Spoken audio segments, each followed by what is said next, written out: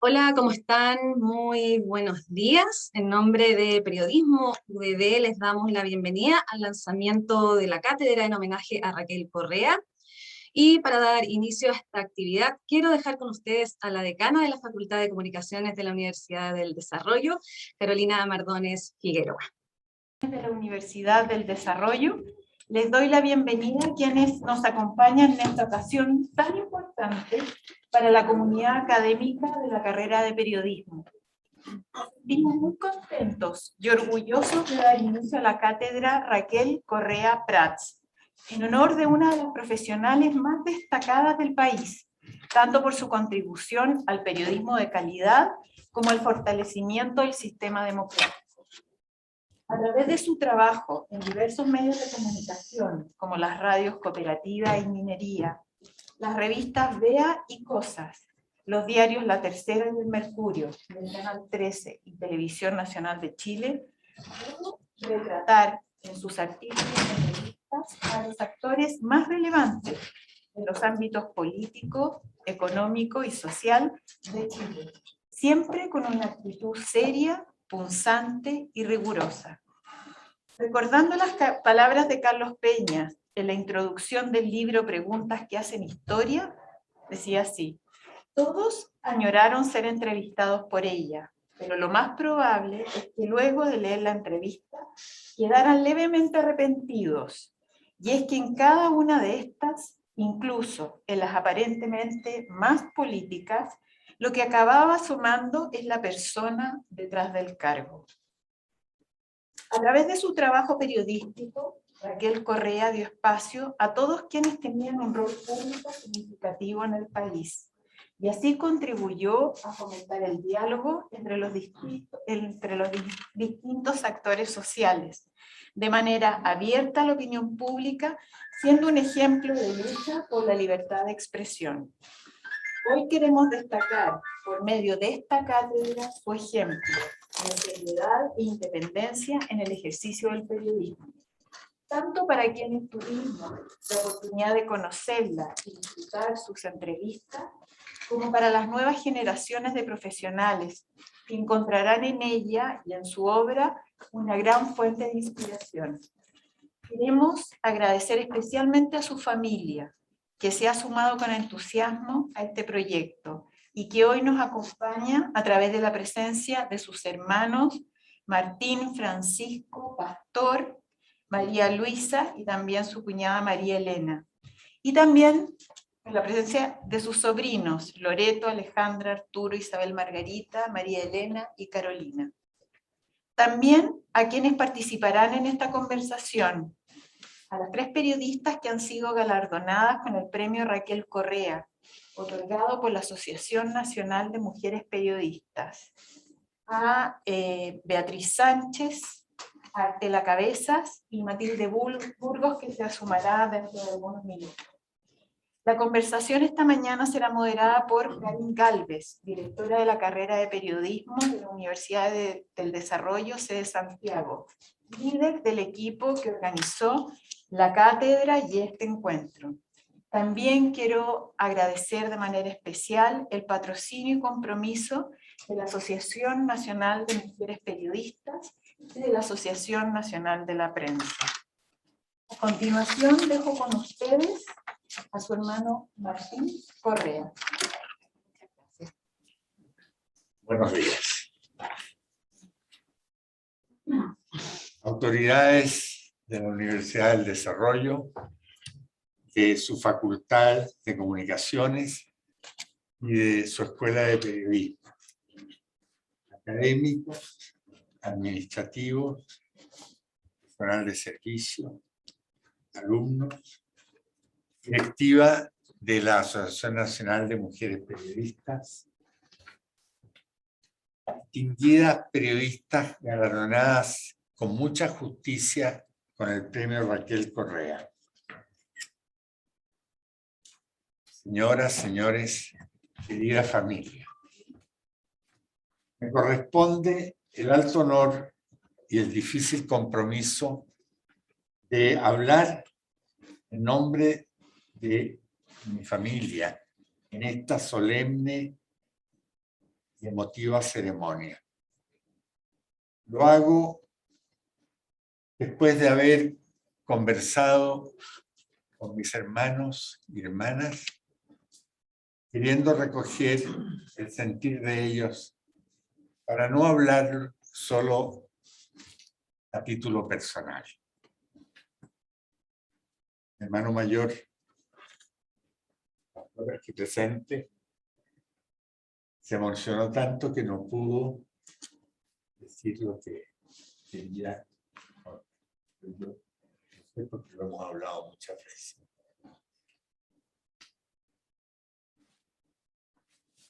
Para cada uno de nosotros, Raquel, Raki, como le decíamos, fue una persona absolutamente excepcional, porque tenía un cariño, una preocupación por cada uno de nosotros, por nuestros problemas, por nuestras inquietudes, aspiraciones, alegrías y penas. Me permito contar algo muy personal. Durante mi adolescencia, yo me iba después de comida a su dormitorio. Conversábamos largas horas hasta que se levantaba mi madre y me iba a decir: hijito, mañana tiene clase, vaya a acostarse. En estas conversaciones nocturnas, yo me formé como hombre mucho más que en cualquier instancia. Ella me transmitió sus ideales y sus valores. No estuve nunca a la altura de ellos, pero me los transmito. Raquel mezclaba dos características aparentemente opuestas. Por una parte, tenía una capacidad ilimitada de gozar la vida. Era una gozadora. Todo lo convertía en fiesta. En su pequeña propiedad en Lontué celebraba el nacimiento de cada flor. Recuerdo, y me recordaban mis hermanos también, cosas tan simpáticas como, por ejemplo, el haberse disfrazado de monje y haber disfrazado a una colaboradora suya para inaugurar una mesa frailera. Haberse puesto el traje de novia en un aniversario de matrimonio, su marido Eduardo creyó que se había vuelto loca. O cuando, por ejemplo, hizo cantar la canción nacional antes de encender por primera vez la lámpara que le había regalado. Todo esto, en esto era una niña.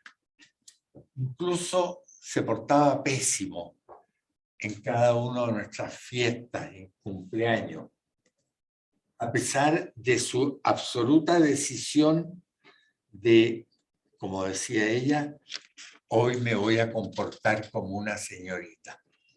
Pero su espontaneidad se lo impedía. Y a poco rato se convertía en el centro de la fiesta, absolutamente contra su voluntad. Pero a la vez era una persona tremendamente idealista,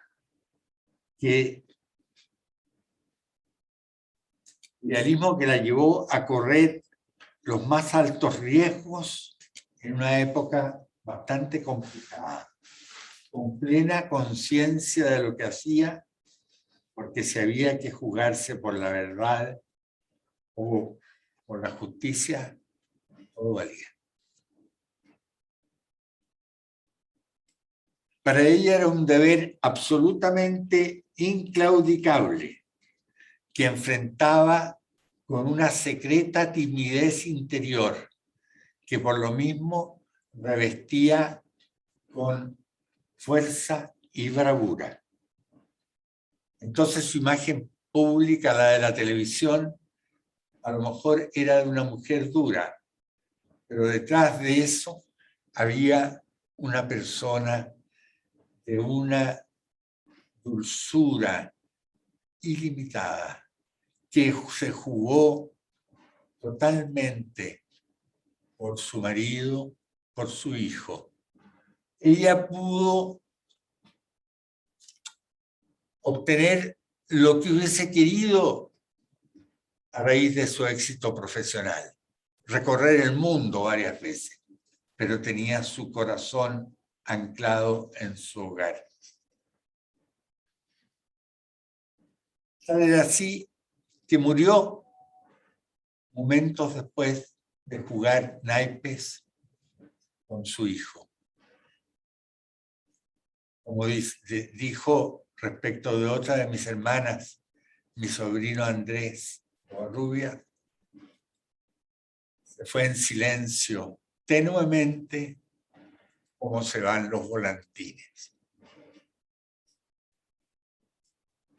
Sufrió de niña una grave meningitis que superó, pero ella creyó que la había convertido en una persona absolutamente incapacitada intelectualmente. Por lo cual se dedicaba en el colegio no a estudiar, sino que a ser el payaso del curso.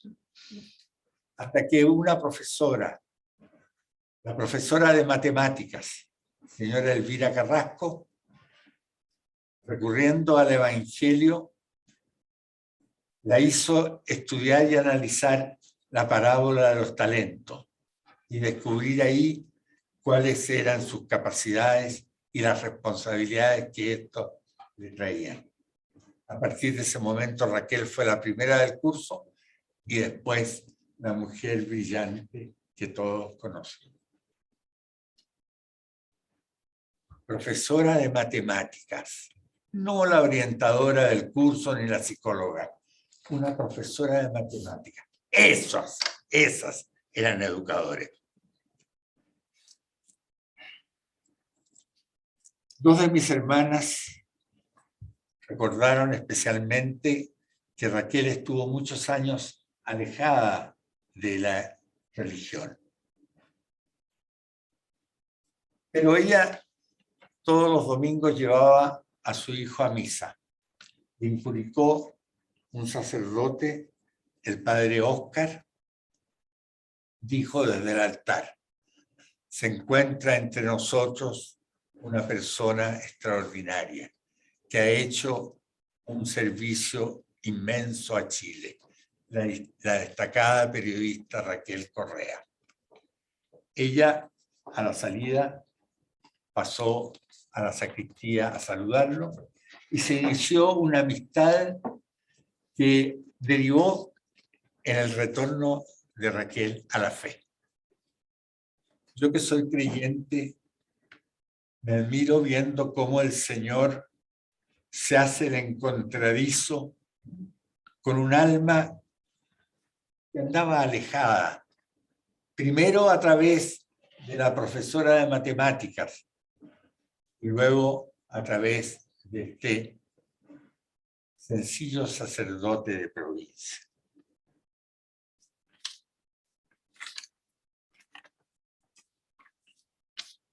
Como familia, queremos agradecer a la Universidad del Desarrollo,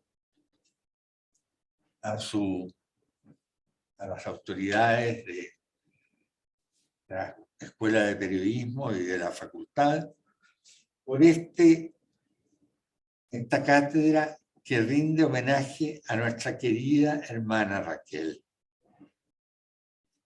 y que transmitirá a las nuevas generaciones de periodistas sus grandes valores humanos y profesionales, como su apego absoluto a la verdad, su independencia, su respeto al entrevistado, la seriedad en la preparación de las entrevistas y su extraordinaria ética profesional.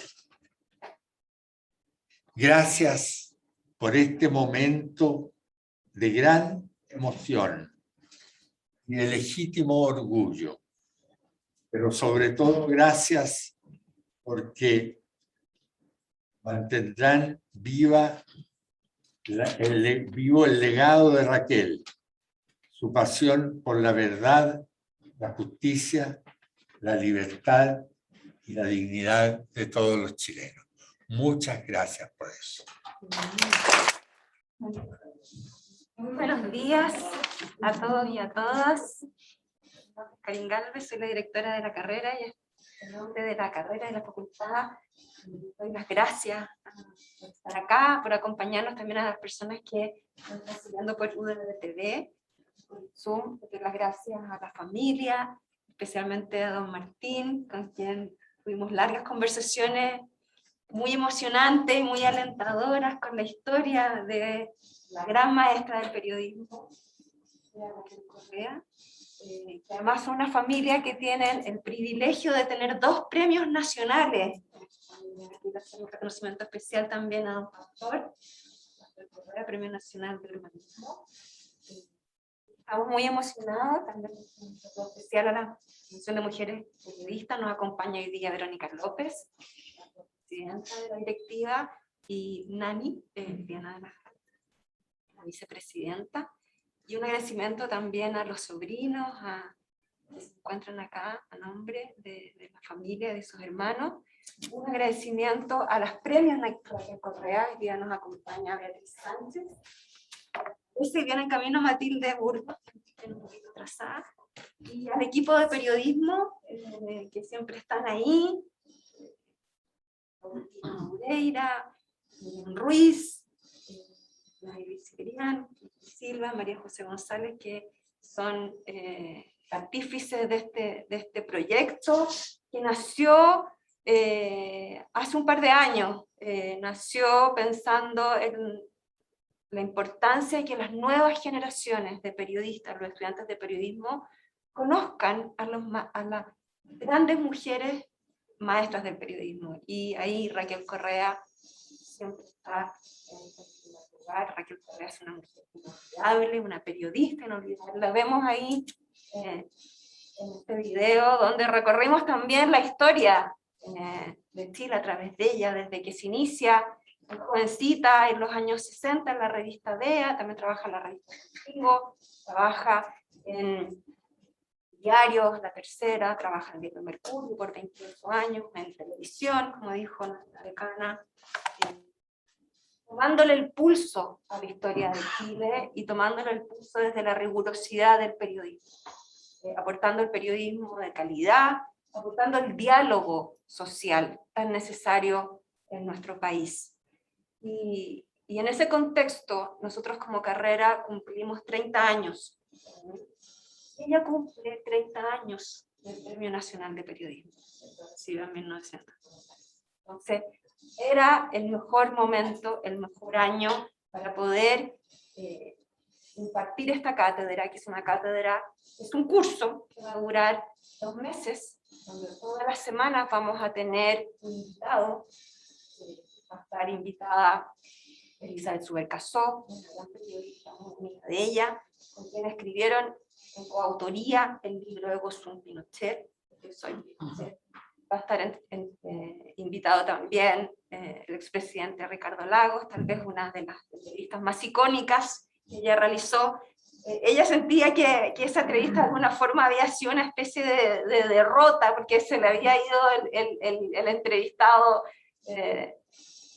o sea, estaba en televisión, así que el entrevistado, ella no estaba dirigiendo la entrevista, pero tal vez en ese momento se dio cuenta que estaba haciendo una de las entrevistas más importantes de la historia del periodismo chileno. También va a estar invitada a esta cátedra Rodrigo Barría, autor del único libro con su biografía, Récord. Así que aprovecho también de invitarlos a todos y a todas a esta cátedra, que es una cátedra abierta a la comunidad y que ha generado mucho interés entre los estudiantes. Así que vamos a estar todos los martes a las 5:30 con charlas y conversando, dialogando en torno al periodismo de calidad y al aporte que hace el periodismo a la democracia. Estamos todos muy emocionados. Y ahora quisiéramos dar paso a un panel donde vamos a conversar con las periodistas del premio Raquel Correa. Bueno, les presento a Beatriz Sánchez. Ella fue la primera periodista que recibió este premio, creado por la Asociación Nacional de Mujeres Periodistas en el año 2015. En el año 2016 se otorgó este premio a Beatriz. Beatriz es periodista de la Universidad de Concepción, exconductora del programa Entrevista Verdadera en la Red, y tuvo una trayectoria enorme y muy destacada en el mundo radial, en Radio Chilena, en Bio Bio, en Cooperativa, en ADN y la Radio La Clave. Hoy Beatriz Sánchez, como sabemos, oficia como conductora, pero ser parte de su premio y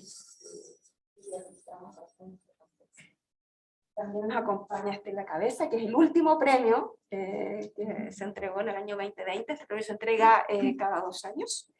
Estela Cabeza, además, tenemos el orgullo que es profesora de periodismo social de desarrollo.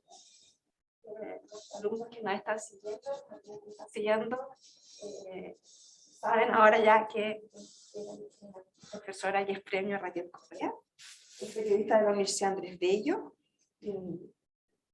Estela ha trabajado en las secciones de espectáculos del diario La Tercera, del diario El Mercurio, donde fue editora de la revista Weekend, y luego de ahí transitó hacia la revista Sábado, donde comenzó a hacer entrevistas muy punzantes, muy profundas, muy humanas, que le han valido un sello a la revista Sábado y su trabajo en la revista Sábado. Por eso fue premiada en el año 2020.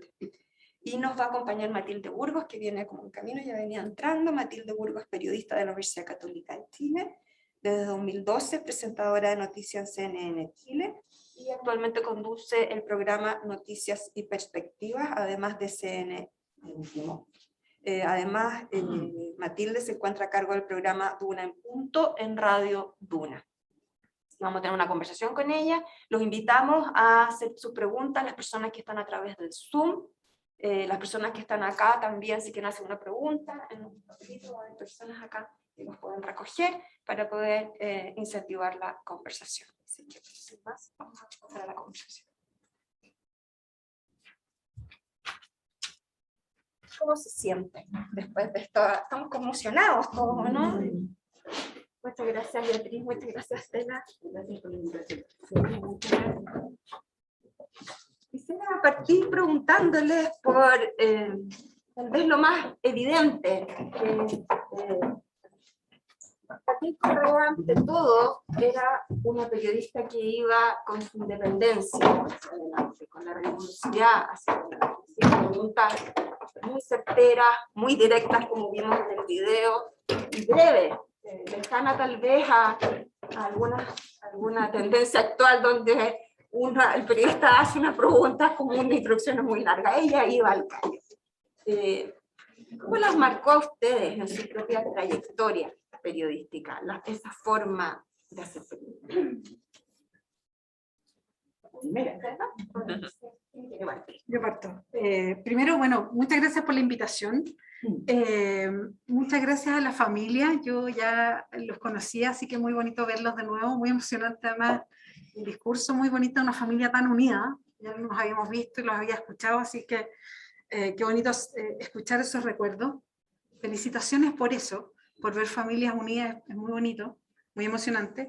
Es bonito hacer, además, tener una actividad presencial y no por Zoom, por eso. Gracias también a AMPE, quiero destacar eso, es una organización que lleva mucho tiempo, y quiero destacar también que sea una organización de mujeres periodistas, porque las mujeres hemos ido escalando espacios, y AMPE lleva mucho tiempo en esto, en un tiempo en que no habían organizaciones de mujeres casi, esto es algo más de ahora. Y también lo quiero ligar con lo que estamos hablando hoy día, de Raquel Correa. La periodista Raquel Correa se hace un espacio muy importante en un terreno de hombres. Los hombres eran los entrevistadores, los hombres eran los que llenaban la portada o sea, la página entera del Mercurio, o que tenían un rol protagónico en la tele para hacer preguntas duras. Son habitualmente hombres, en esos años, los que marcaban la pauta de lo que se preguntaba toda la semana en política.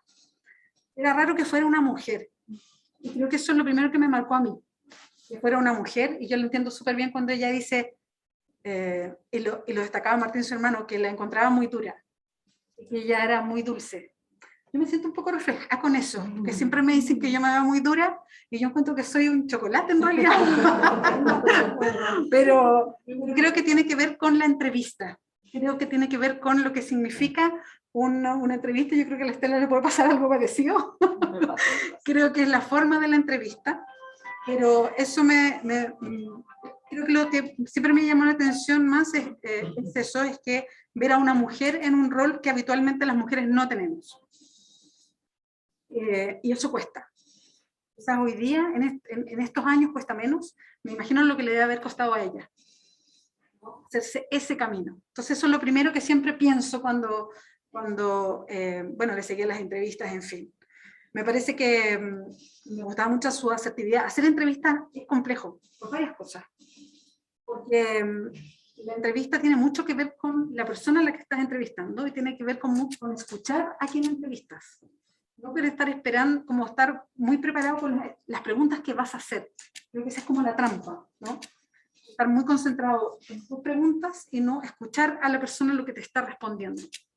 Creo que esa era la gracia de Raquel Correa, que podía seguir muy bien ese ritmo de la entrevista. Y eso era lo otro que me llamaba la atención.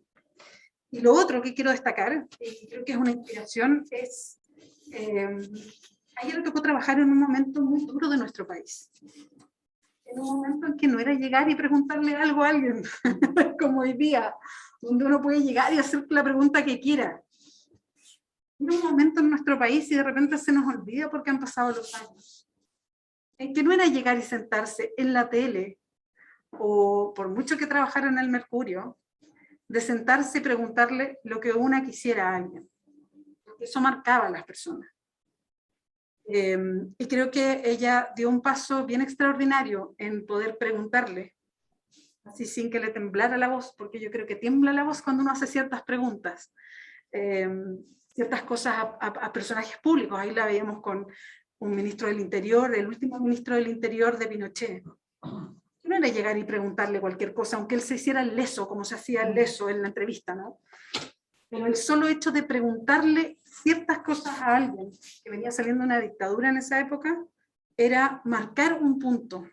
Y yo creo que esas cosas a mí me siguen impactando hoy día cuando miro, y siempre me pregunto, me pregunto, yo estudié periodismo, entré a estudiar periodismo en el 89, salí en el 93, empecé a trabajar en el 94.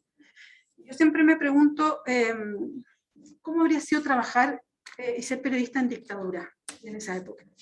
¿Qué habría hecho yo?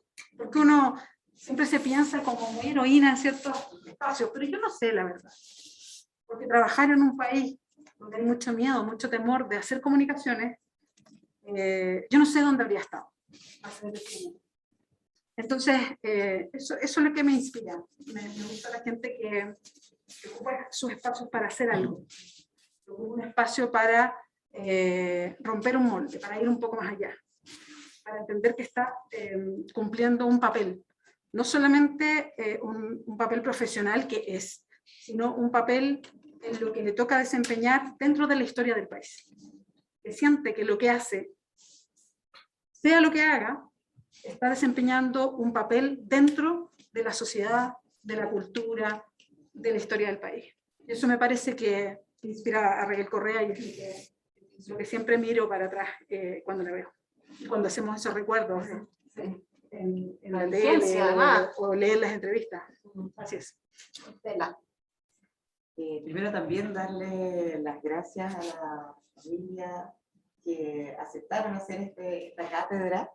Es extraño que no haya sucedido antes. Yo te aplaudo por la idea. realmente de poder revisar su vida, y me va a tocar hacer clase ahora en la cátedra también, revisar su vida, ver su método, ver qué es lo que la inspiraba y qué es lo que la llevaba a hacer lo que hacía. Y bueno, gracias también a la Asociación Nacional de Mujeres Periodistas que nos dio este premio a nosotros.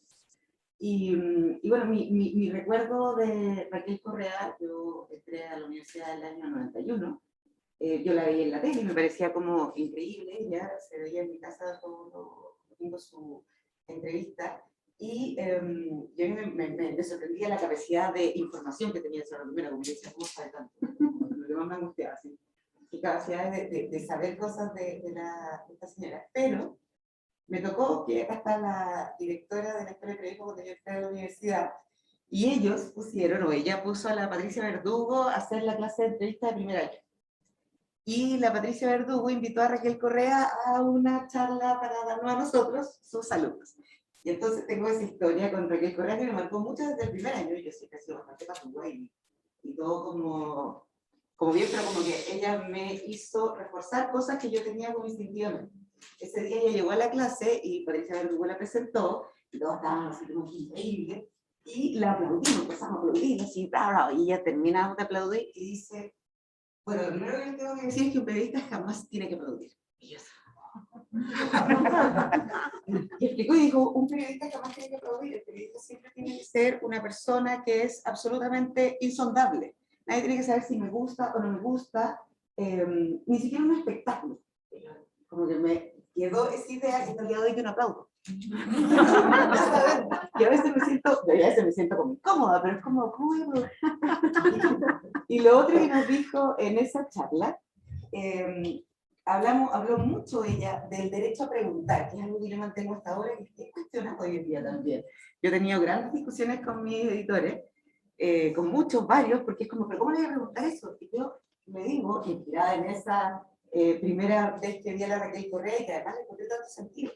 Porque no, o sea, si uno le pregunta con respeto, pregunta informadamente, o a veces incluso sin saberlo, uno tiene como periodista que tener el derecho a preguntar. Y creo que hoy en día, con las nuevas generaciones, y viendo de que hay cosas que no se pueden abordar, está siempre en discusión.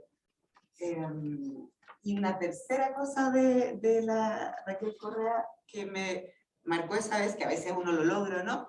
Es que ella dijo en esa charla que ella nunca hacía una pregunta sin saber más o menos qué le iba a contestar el entrevistado. O sea, ella nunca como que se tiraba al vacío. Y que también me pareció, y ahí entendí un poco, porque ella sabía tanto y siempre estaba como muy trabajada, y nos enseñó un poco el método en el que ella investigaba, que era el clásico método de ir a documentación simplemente y de hablar con mucha gente antes de hacer su entrevista. Y para mí esa, cuando uno tiene, no sé, 18 años, todo como que me impacta. Y esas tres cosas yo las recuerdo hasta el día de hoy. No aplaudir, el derecho a preguntar, y nunca hacer una pregunta sin que uno sepa más o menos cuáles van a ser las posibles respuestas. Esa fue mi experiencia con la gran trayectoria. Porque claves, además tan vigentes, ¿no? Así como hacer preguntas. Recuerdo que en una ceremonia, ay, llegó. Perdón y permiso. Yo pensé que esto partía de la pulsa, así que les pido a todos. No te preocupes. Revisé hasta internet, así relajadísima.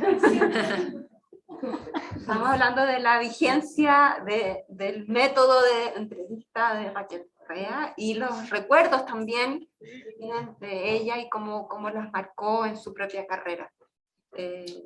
Y Estela decía, hablaba de no aplaudir, el derecho a preguntar y saber más o menos qué te puede responder el entrevistado. Yo recuerdo que en una de las ceremonias que se realizó en su honor, invitado el actual ministro Andrés Alamán, y él decía que quizás era la periodista más difícil de enfrentar, porque como político siempre tenía posibles respuestas, pero que esas posibles respuestas siempre eran anuladas porque venía la contrapregunta de Raquel Correa, que lo volvía a arrinconar, así que... ¿Sabes qué? Tengo otra anécdota con ella, todavía trabajando en la revista El Sábado, que también es algo que me marcó, pero me marca ahora. Que es que ella estaba trabajando en el último tiempo, trabajó para la revista El Sábado, y tenía un tema que era encontrar a la mamá de Cristóbal algo, que ya no se puede decir el Cizarro, pero era el Cizarro. Y entonces no, la mamá no le quería dar, o sea, no se podía contactar con ella, y la llamaban por teléfono y todo, y de repente mi editora, que en ese momento, que ahora de nuevo, Paula Codú, le dice a la Raquel, pero vamos a la casa. La Raquel Correa tenía, no sé, 70 años, 72 años, y le dijo, vamos. Y se fueron las dos en auto a la población, inventando la legua, no sé, y a las 7 de la tarde a buscar a la mamá. Y entonces Paula Codú contaba que tocaban el timbre y la señora no quería salir. Y le decía a la Raquel, ya, bueno, vámonos. No, sigamos, insistamos, si tiene que abrirlo. Y cuando la señora abrió la puerta, la que Raquel Correa como que le metió la pata así como, hola, soy Raquel Correa, usted me conocerá. Y la señora así como, sí, la conozco, pero no quiero hablar en entrevista. Y le empezó a hablar, que es algo que hacemos los periodistas, le empezó a molinar la perdida, no sé qué, terminó entrando donde la señora, y al final terminaron teniendo una cita de ella y haciendo, no sé si la entrevista completa, pero terminó hablando con ella. Y Paula Codú contaba esto como muerta de la risa, pero en realidad lo que yo pensaba era que es súper normal que uno se envanezca con el tiempo. Uno diga, yo ya no estoy para perseguir gente, yo ya no estoy para perseguir a tocarle el timbre a alguien a su casa, que vayan los cabros jóvenes, o si esta persona no me quiere a la entrevista, bueno, voy por otro. Y algo de lo que yo pienso mucho ahora, porque uno ya va entrando a un nivel en que efectivamente, puchi, voy a tener que ir a golpear la puerta ya. Y cada vez que tengo dudas me acuerdo de eso, porque creo que una de las otras cosas muy grandes que tuvo Raquel Correa es que ella siempre fue periodista. Ella no quería ser como directora de comunicaciones de una empresa, o no quería ser, no sé, seguir una carrera académica, lo que fuera, que son posibilidades que uno puede evaluar. Ella era periodista, y el ser periodista es eso, es ir a terreno, meterle la pata entre medio de la puerta para que no se la cierre, y no sentir que por eso a uno se le cae la corona, o no sentir que por eso uno va a ser menos fundamental, o menos profesional, o menos importante. Y eso es algo que yo le transmito a los alumnos, que bueno, son re malos para ir a tocar el timbre a alguien, entonces hay que decir que son los jóvenes, claro. Y eso es como para mí las 4 leyes de Raquel Correa. Las leyes de Raquel Correa. Las leyes de Raquel Correa para mí. La entrevista. Matilde Burgos. Sí, bienvenida. Quisiera que nos contaras un poco eso, tus recuerdos en torno a la figura de Raquel Correa y cómo te marcó en tu propio quehacer y en tu propia trayectoria.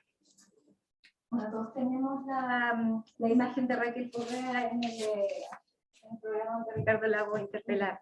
Entonces a mí me pareció que esta mujer era una heroína. Yo era chica y era bien metida me encantaba la actualidad. Y ahí yo empecé a seguirla. Y ¿sabes? Bueno, eso de que una vez llegó a la universidad, yo casi me caí de espaldas porque la veía, mi ídola. Y lo que nos dijo, tal como a ti, los periodistas no aplauden. Sé que eso me marcó para la vida porque yo no aplaudí nunca más en una ceremonia. Pero lo que ella quería decir es que el periodista no se involucra, el periodista es un observador y siempre es un observador. Por lo tanto, lo que ella después remarcaba era que ella se sentía súper orgullosa de su independencia. Esa independencia le permitía hacer cualquier tipo de pregunta, porque eso era verdad. Ella decía, uno puede preguntar hasta la atrocidad más grande, pero con una gran sonrisa y la gente te responde.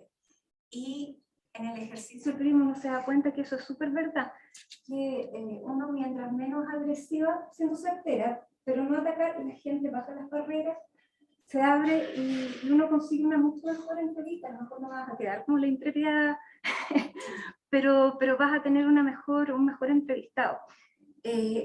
Por lo tanto, eso de la independencia, y a mí me ha sido súper útil en la profesión, mantenerme, porque ahora es súper como habitual que los periodistas se nos pide opinión.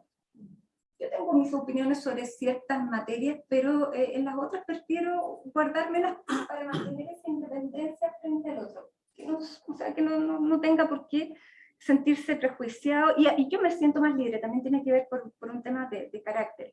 Y lo otro es que ella se respetaba mucho, respetaba su profesión, y eso se notaba, y ella enalteció la profesión. Ella era capaz de decir que no a una exigencia, o sea, me acuerdo que ella siempre decía, nadie te puede pedir las preguntas. O sea, nadie. Y hay cosas que uno tiene que decir que no para hacerse respetar. Y eso yo decía, pucha, claro, ella lo puede hacer ahora porque es la Raquel Correa. Pero así se construye una Raquel Correa, teniendo ese respeto por la profesión, haciéndose respetar, siendo rigurosa, porque pucha que era matea. O sea, la gente que trabajó con ella, sobre todo en la empresa tuya, me decía, oye, uno le llegaba así con el alto de cosas y siempre encontraba que le faltaba algo y que no se sentía lo suficientemente preparada. Era súper matea y también humilde. Yo llegué a CNN en el año 2012 y ese año estaban, entre comillas, pololeándola para que volviera a hacer entrevistas. Y ella, finalmente yo dije, ¿y qué pasó? Me dijeron, no se sentía a la altura después de 10 años de estar fuera de la televisión. Yo pensaría que da lo mismo, es Raquel Correa. Pero eso es tener conciencia de sí, eso es ser humilde. Eso, bueno, y eso fue pocos meses antes que falleciera.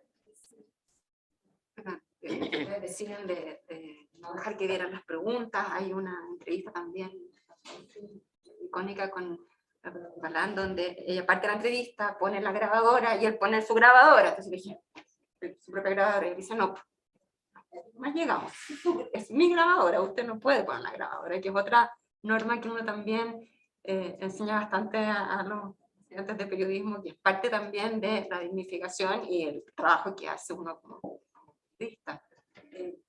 Hablaba, y también ustedes lo comentaban, el tema de la opinión. Ella, por supuesto, tenía su opinión, su mirada, su proyecto político, su mirada ideológica, mirada religiosa, pero nada de eso se reflejaba en sus entrevistas.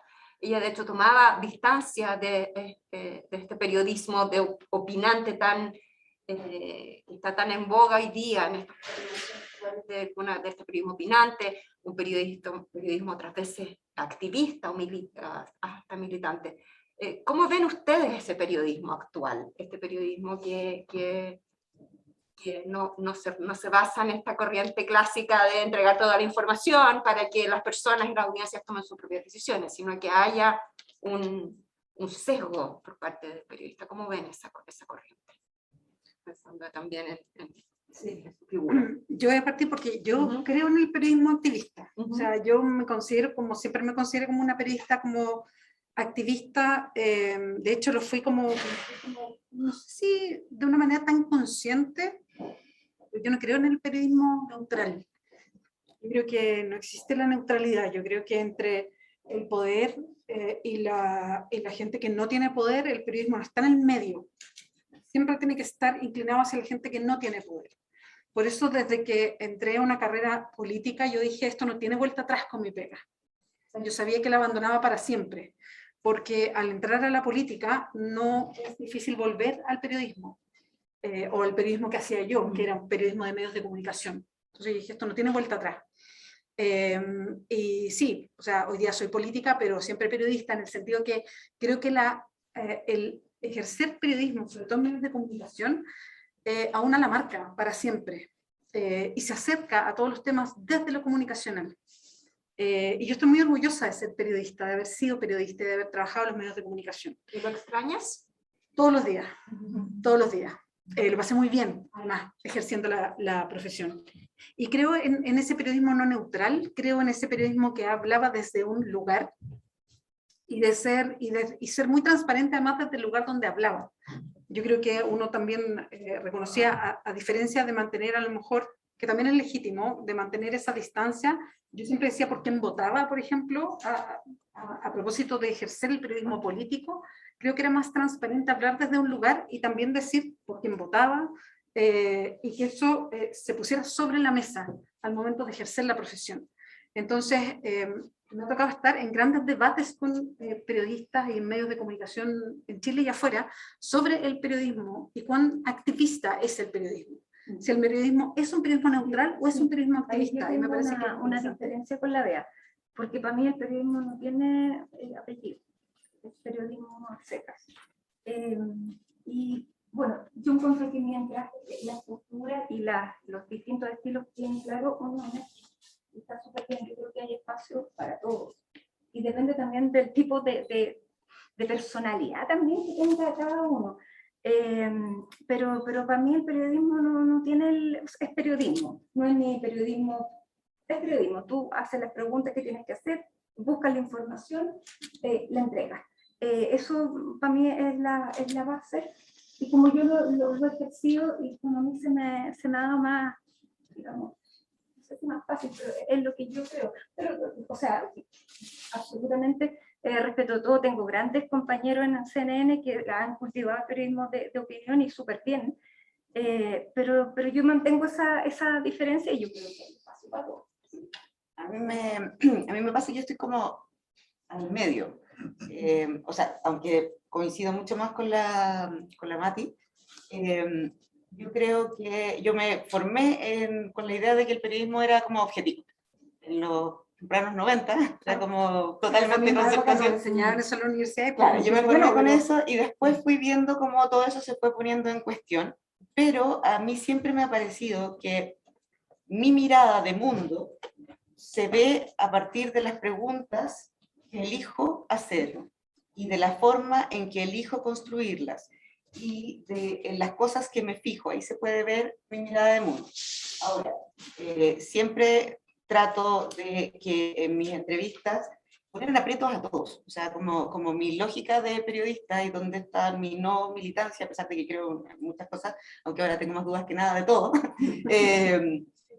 Creo que es muy importante que uno se mantenga como en esta cosa que decía la Raquel Correa, cuando ella se sentaba frente a un entrevistado se ponía como el traje de periodista y dejaba toda su otra cosa, como lo que contaba su hermano, que ella era muy divertida y que le gustaba cantar, bueno, quería ser actriz, entonces tenía que haber sido muy performática, pero resulta que en su entrevista uno veía una señora que estaba con su pelo impecable, perfecto, y lo que sí tenía era siempre la sonrisa en la boca, como decía Matilde, que era como muy amable, pero uno no se imaginaba.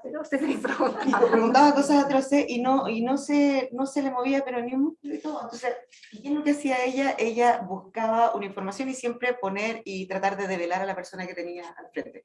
A mí eso es lo que más me acomoda, sean de izquierda o de derecha, hacerle las preguntas que son las preguntas que tendría esta persona, el militante de izquierda y el militante de derecha.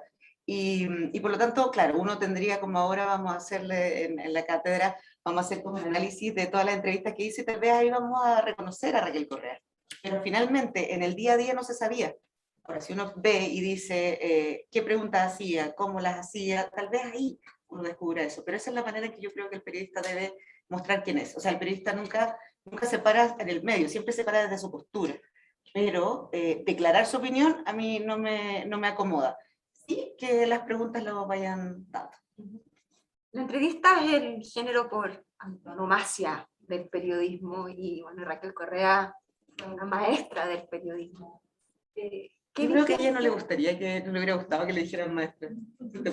Sí, yo creo, porque ella era como tan sencilla, ¿no? Los hermanos podrán decir, era como que ayer yo pensaba, decir que ella tal vez diría maestra, o sea, no se diría como ella, como yo fui maestra de estos alumnos. No, pero es que yo creo que uno no se menciona así, un sí. otro le pone el nombre. Hay gente que sí, hay gente que sí. Bueno, sí, yo creo que a ella no.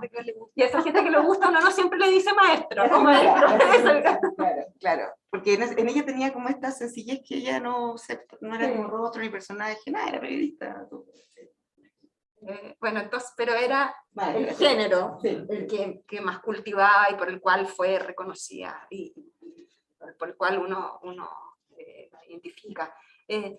Hoy día, en un momento que tiene nuestro país de tanto diálogo social, de tanta conversación, de tanto intercambio de ideas, ojalá respetuoso, ¿qué vigencia le den a la entrevista periodística como género para aporte de diálogo social?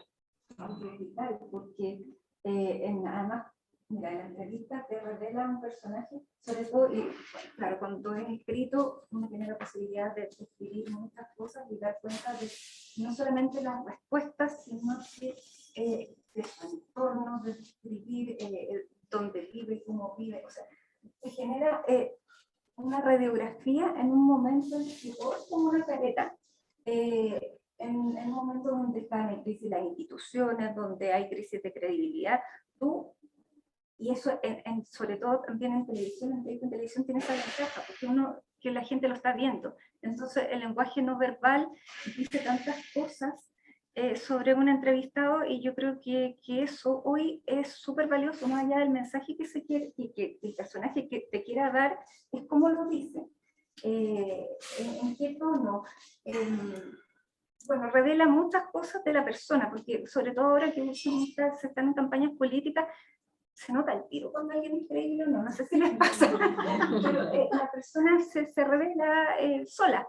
Y eso lo encuentro súper valioso en este espacio donde no nos creemos en nada, donde están reinando las fake news, donde, o sea, todo es a través de plataformas. Tener ese espacio y esa posibilidad de encuentro, de develar. Ella también decía que la entrevista era como un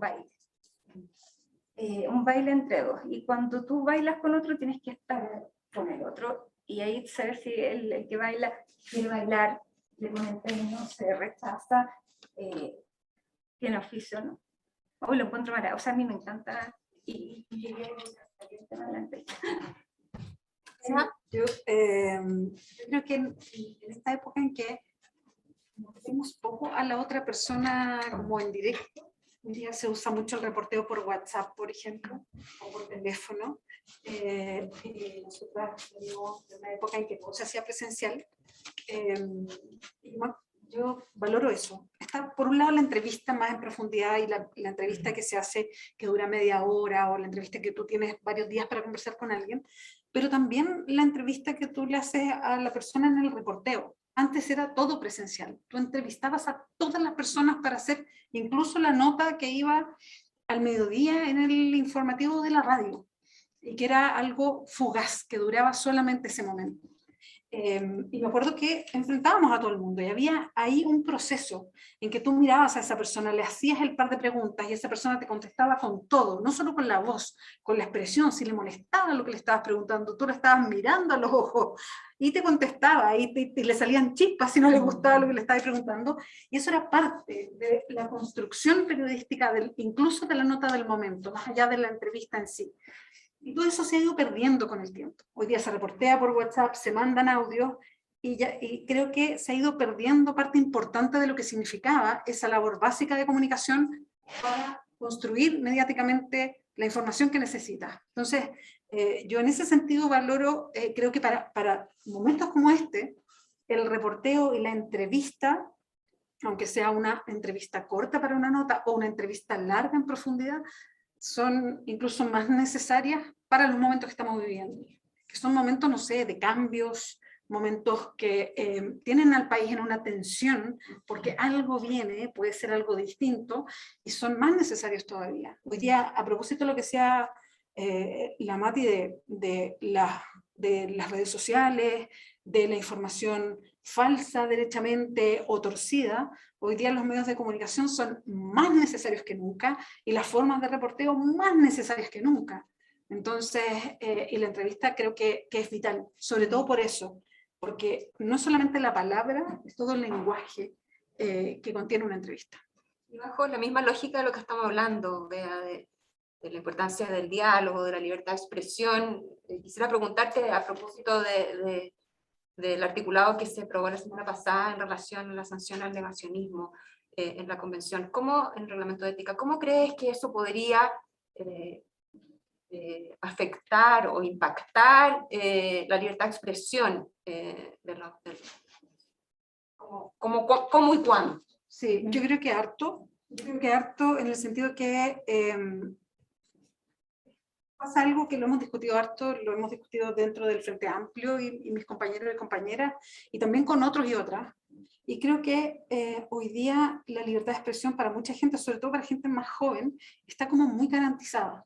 O sea, como que nadie se imagina que en algún momento podemos no tener libertad de expresión, como si varios vivimos, digamos, ¿no? Como que algo como que no se imaginan que pudiera no pasar, que alguien pudiera no poder decir algo.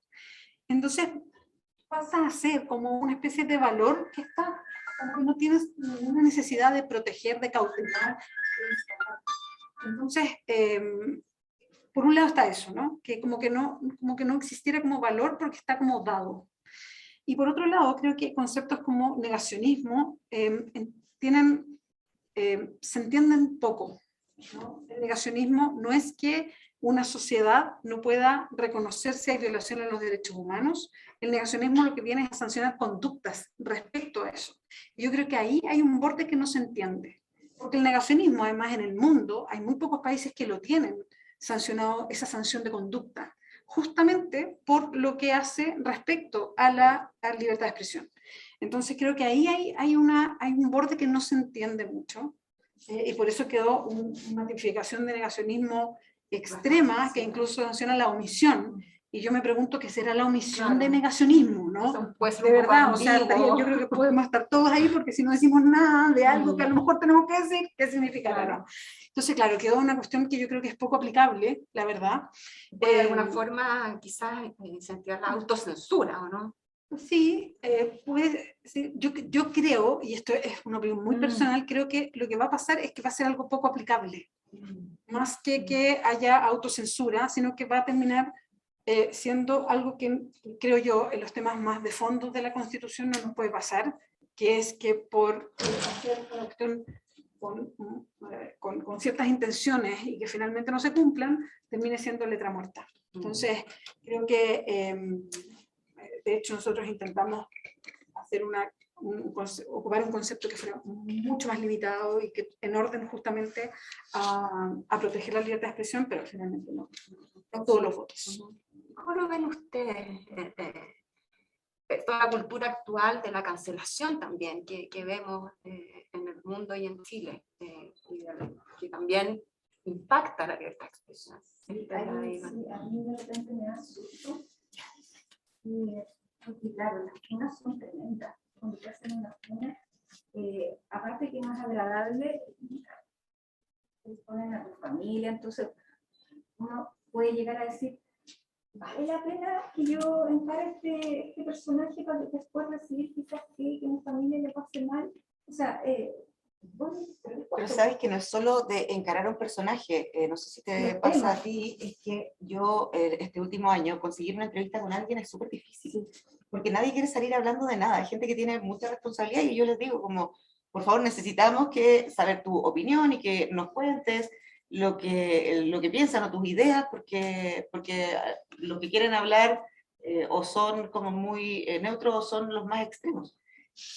Entonces, todo este tema de la funa y la cancelación y lo políticamente correcto que se está tratando de instalar ahora, impacta en que la gente no quiere hablar porque no quiere, como dice la Mati, que sufrir ellos o sufrir otros.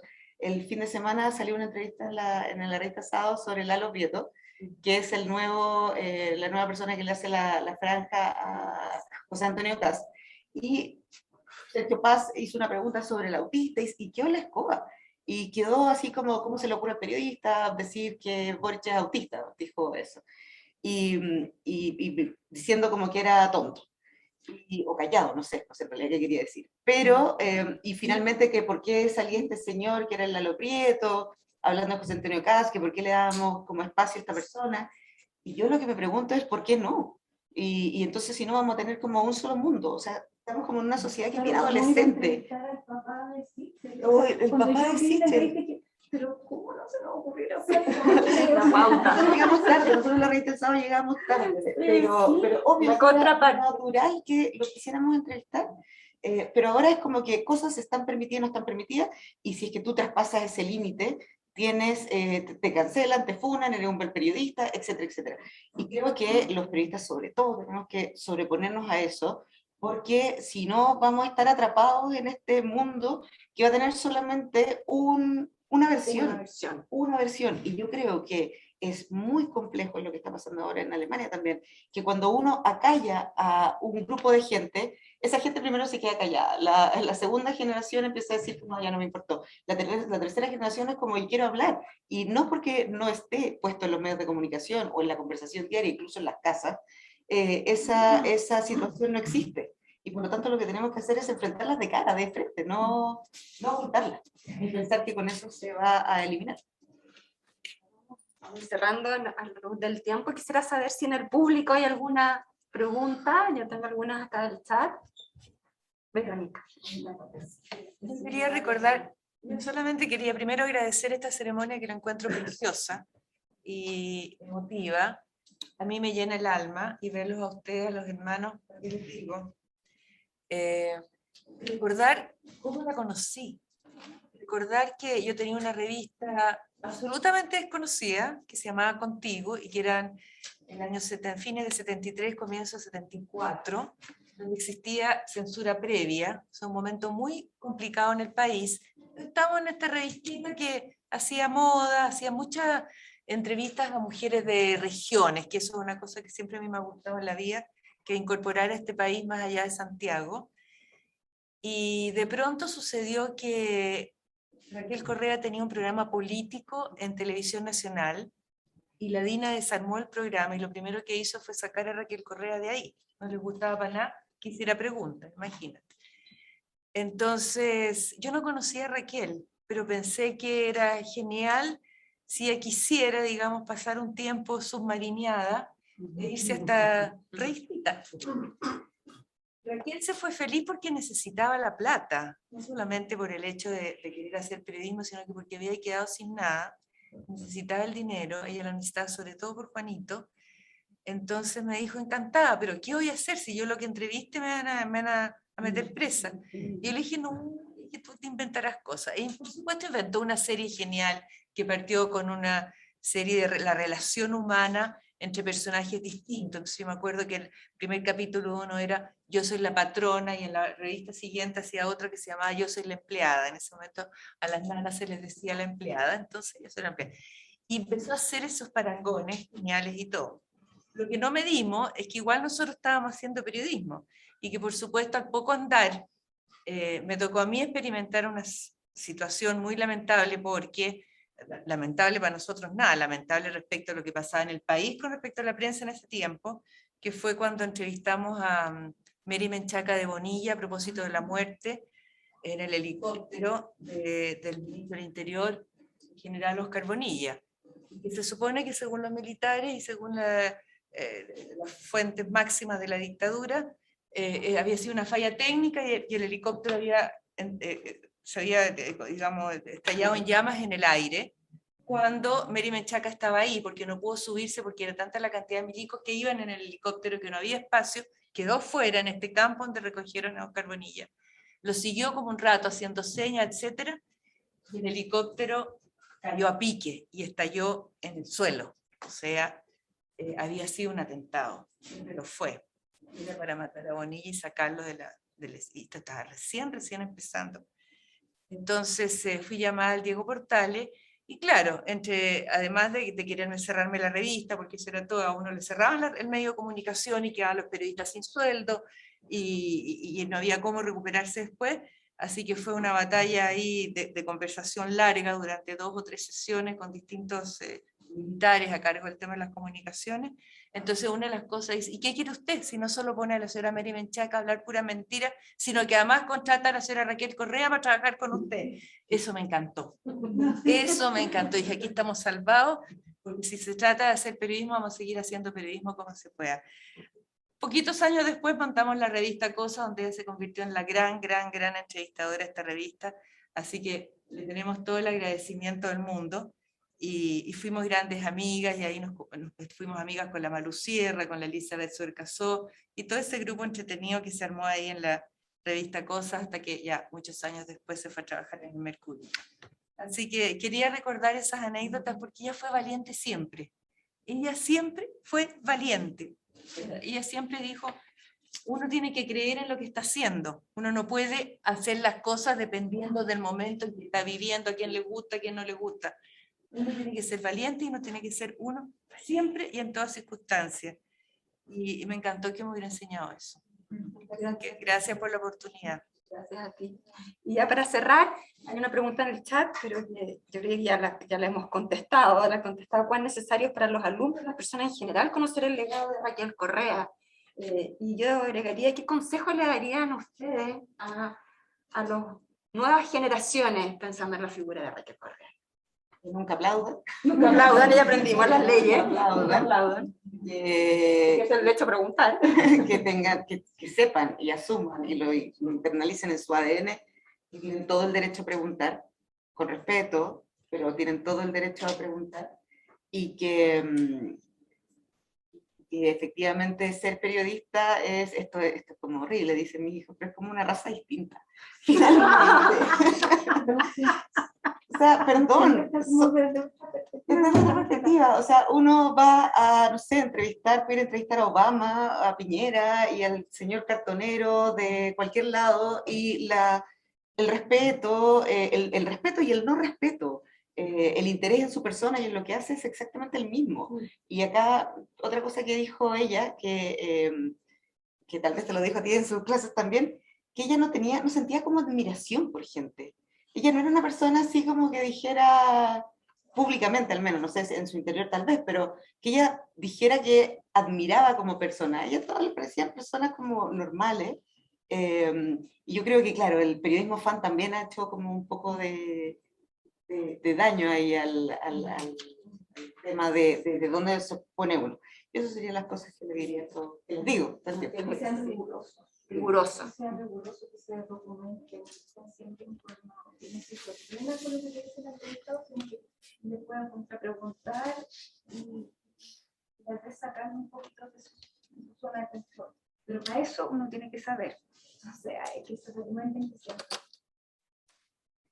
Yo me quedo con lo que decía Lavero de poder enfrentar las cosas. O sea, y lo decía también recién la Estela, que es que a mí me ha servido para la vida y para la política también, que es que uno tiene su punto de vista y yo creo que el hacer entrevistas, sobre todo a ciertas personas, sobre todo las que están en poder, y poder preguntarles las cosas que uno tiene que preguntar, no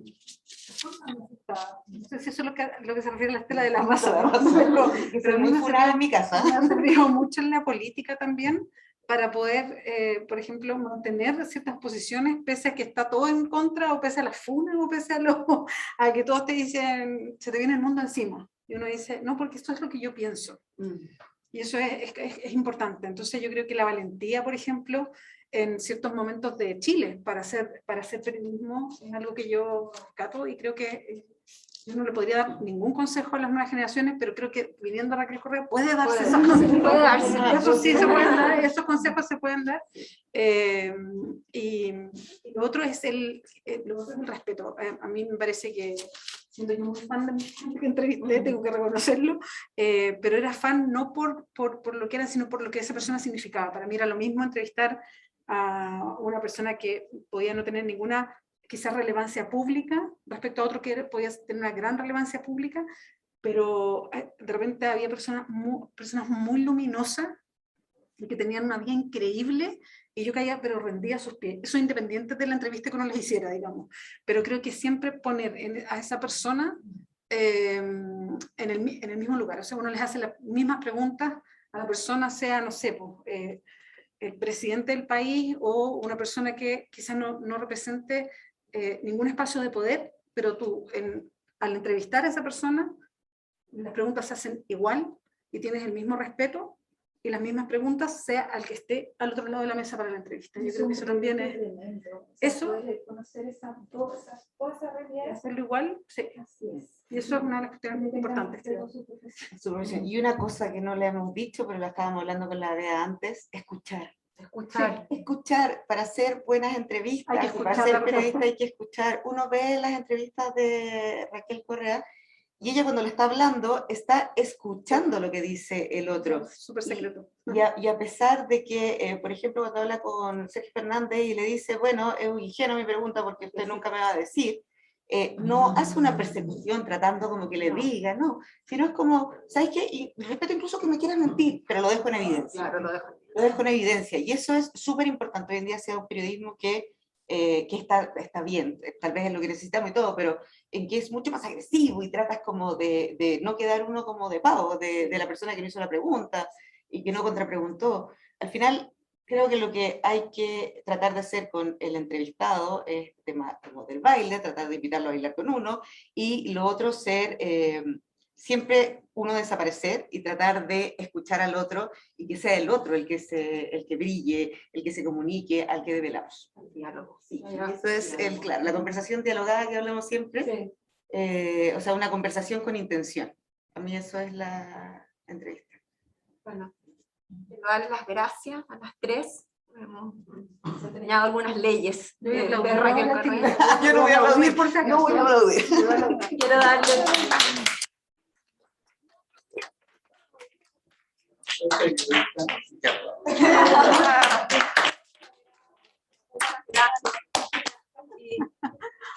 la última. Sí, no, yo quería recordar el tema del periodismo y la publicidad. Ah, sí.